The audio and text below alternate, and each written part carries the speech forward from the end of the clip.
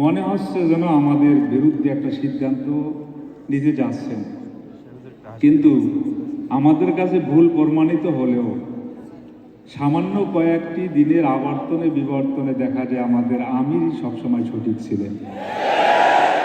যেমন গেল নির্বাচনে আমরা অনেকেই অনেক বড় আশা করেছিলাম যে আমাদের দেশের আরেকটি দল জামাত, তাদের সাথে সমঝোতার দ্বারা এদেশে একটা সরকার গঠন হবে। কিন্তু দেখলাম যে আমাদের কেন্দ্রীয় কমিটি আমির সে জায়গা থেকে পিছিয়ে আসলেন, আমরা হতাশা হয়েছিলাম। কিন্তু আজকে 7 মাস পরে প্রমাণিত হলো আবারও আমাদের আমির সঠিক আছেন, ইসলামী আন্দোলনের কেন্দ্রীয় ডিসিশন সঠিক আছে। আমরাই ভুল প্রমাণিত হলাম, আমরাই ভুলে।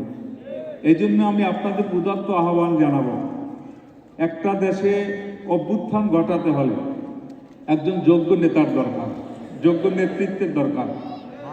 আশা করি আমরা শতভাগ একজন যোগ্য আমির পেয়েছি। তিনি আমাদেরকে যোগ্য নেতৃত্ব দিয়ে আমাদেরকে ইসলামী শরিয়া অনুযায়ী আমাদেরকে অগ্রসর করে সামনে নিয়ে যাচ্ছেন। আমাদের হতাশা হওয়ার কিচ্ছু নেই।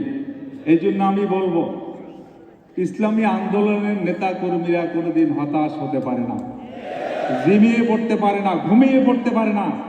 সামনের দিনে আমাদের আমির যেই ডিসিশন দেবে, আমরা মোহতারাম আমিরের ডিসিশনগুলো যদি আমাদের রক্ত দেওয়া লাগে রক্ত দিতে প্রস্তুত আছি, জান দেওয়া দরকার হলে জান দিতে প্রস্তুত। কারা কারা আছি?